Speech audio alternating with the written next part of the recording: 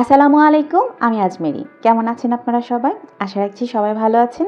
আলহামদুলিল্লাহ, আল্লাহ তাআলার অশেষ কৃপায় আমি এবং আমার পরিবারবর্গ সবাই ভালো আছি। আপনাদের সবাইকে নতুন আরেকটি ভিডিও দেখার জন্য আমন্ত্রণ করছি।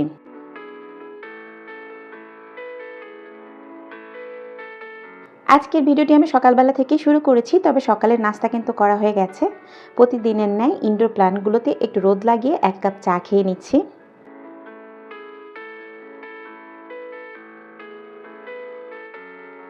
নাস্তা করার পর টুকিটাকি সাংসারিক কাজ ছিল, সেগুলো করে নিয়েছি। তবে এবার আমার বাজারে যেতে হবে। ভাবছেন যে ভাইয়া থাকতেও হয়তো আমি কেন বাজারে যাব? বাজার থেকে শুরু করে যাবতীয় কাজ আমাকেই করতে হয়। আমি জানি এরকম অনেক গৃহিণী রয়েছেন যাদেরকে ঘর বাহির দুটোই সামলাতে হয়। তবে স্বামী থেকেও স্বামী না থাকার যে অনুভূতি, এটা হয়তোবা সবাইকে আসলে ভোগ করতে হয় না, যেটা আমি করছি প্রতিনিয়ত।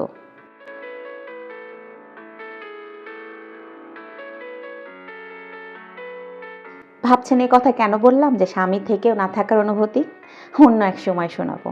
তবে যাদের স্বামী রয়েছেন কাছে, যা জীবিত আছেন, যারা মানে স্বামী নামক বটগাছের ছায়ায় আছেন, তাদেরকে উদ্দেশ্য করে একটা কথা তো বলতেই পারি। স্বামী নামক বটগাছের ছায়া যার মাথার উপরে রয়েছে, তার যেমন মাথার উপরে ছাদ রয়েছে, ঠিক তেমন কি জানেন, পায়ের নিচে মাটিটাও রয়েছে। আর যে মাটিটা শক্ত হয়ে রয়েছে। স্বামী মানে হচ্ছে চারদিক শুধু ভরপুর স্বপ্ন। স্বামী মানে হচ্ছে অভিমান আবেগ মিশ্রিত এক ধরনের ভালোবাসা।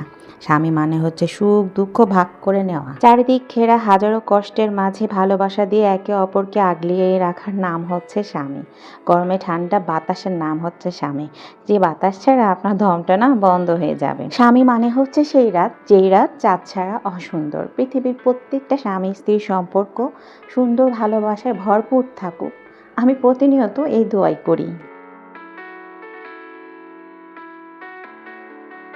সম্পর্কে স্বামী নামক মানুষটা তো আমার বর্তমান রয়েছেন, তবে কোনো দায়িত্বই সে পালন করে না। তো যাক, আল্লাহ তো আছেন। আর যদি ভেবে থাকেন আপু এ কথা কেন বলছেন, জানেন কি, যে আপনি যদি নিজের স্বার্থ ত্যাগ করে কারোর জন্য ভালো কিছু করেন, ঠিক ততটা আঘাত যার জন্য ভালো করেছেন সেই অপরপক্ষ মানুষটি আপনাকে ফেরত দেবে। তখন বুঝবেন স্বার্থের এই দুনিয়া নিজের সবটা উজাড় করে দিয়ে কারো ভালো করতে নেই।